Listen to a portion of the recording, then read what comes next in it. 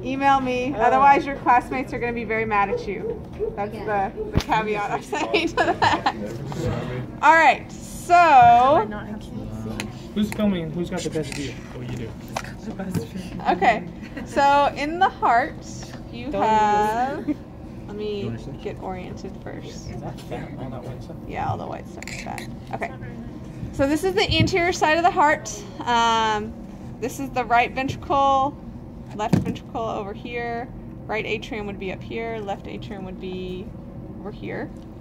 When you open it up, again, you always know right side from left side, or right side from left side because of the wall. So this wall right here, it's a lot thinner compared to over here, it's a lot thicker. So you always know that this is the right side of the heart.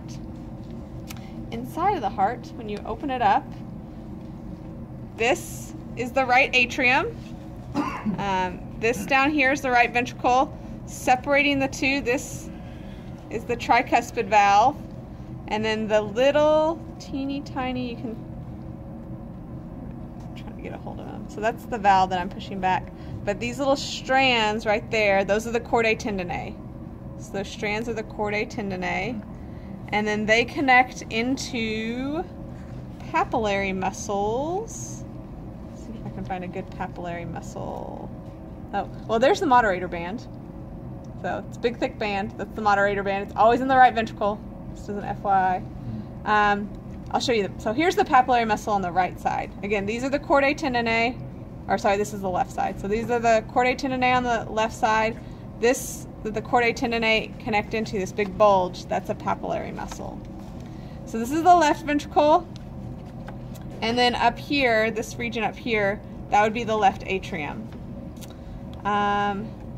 Going through, and then this is the, yeah, this is, I was just going to say, this is the bicuspid valve. Now, let's see here if we can find the, next thing I want to look for are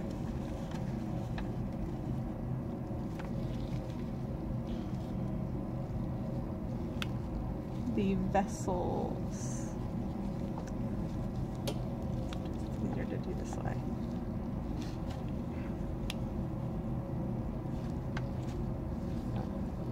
So yeah, this one right here, it's laying right in there. So this one that my probe is in right now, that is the pulmonary trunk. And if you look at it from the top view, the pulmonary trunk is always going to be anterior to back here. I believe this is the aortic, or aorta. I can get it. It's easier to go this way. Is that the left that you have your probe right now? Yeah, this is the left.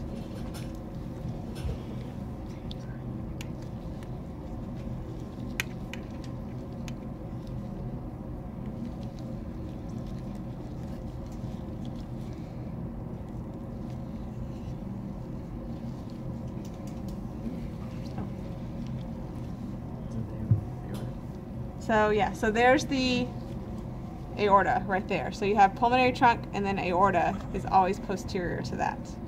And then I'm trying to think what else. What else do you guys need to know? Pulmonary veins. Pulmonary veins. Pulmonary veins are usually hard to see on the heart. He would ask you on a model. Okay. Yeah. The what? The solstice. The sulcus? Solstice, very good question. So the solstice, you have separating the atria from the ventricles, so about right, because this is an atria, about right there. You would have the atrioventricular solstice, or that's also known as the coronary solstice. Either is fine on your lab practical.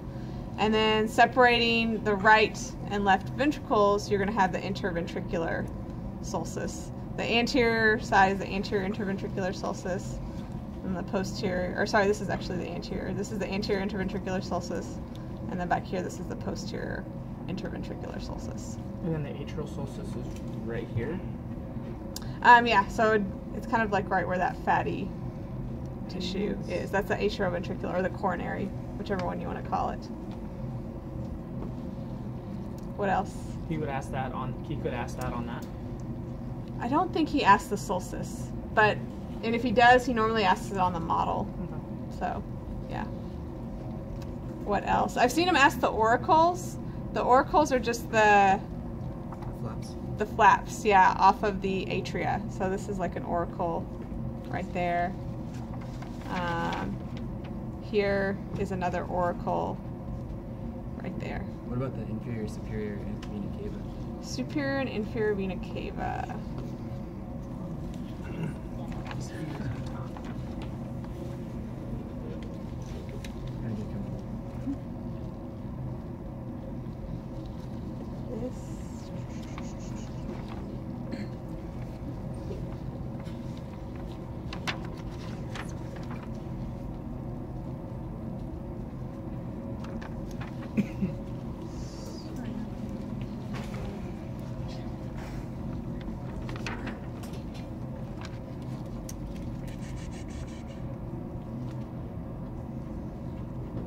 That right there, that's a superior and inferior vena cava. So this is going to be, so you have superior and then inferior is on that bottom side. So if you look at it that way, superior, inferior. Top to bottom. I have a question. Mm-hmm. What's the difference between the trabeculae carnae and the cordae? The trabeculae carnae are just elevations of muscle tissue. So if you look inside there, see all those ridges right there? Those are the trabeculae carnae, and trabeculae carnae are specifically located in the ventricles. Oh, okay. And then cordae tennae is just the cord? Yeah, they're just the cords that attach the valve to the papillary muscle. Okay, thank you. Yep. What else? Questions? You already mentioned valve, right? What? The valves? Yeah. All right. So what arteries and veins are opposite to the colors in the? Oh, the pulmonary trunk, or I guess I should say the pulmonary arteries and pulmonary veins. Those are the only ones that are opposite. Okay. So. And so where are they next to the heart? So you can't really see them on this heart. He would ask you that on a model, particularly because the models are dyed too. And I have seen him ask like what type of blood, oxygen rich or oxygen poor, is carried. From the. Yeah, in those vessels. Okay. So again, make sure you know that. Pulmonary veins and pulmonary arteries. Yeah, they're the only ones that are opposite. So in the pulmonary veins, it's oxygen rich. In the pulmonary arteries, it's oxygen poor. And they're red and blue. Who's in charge of naming those two? Well, it's because artery, the definition of an artery is that it goes away from the heart. Right. Because the pulmonary arteries go away from the heart. I know you do. But they're just oxygen poor because they're on the right side of the heart. Yeah. I said that same thing when I was first started. I was like, what the heck? Like, why would somebody do that? Yeah. And Why then not like, keep the colors? yeah. But then when I realized why, I was like, oh, it does kind of make sense now. So, I guess it's the full art. yeah. Oh, it is. Okay, we're done.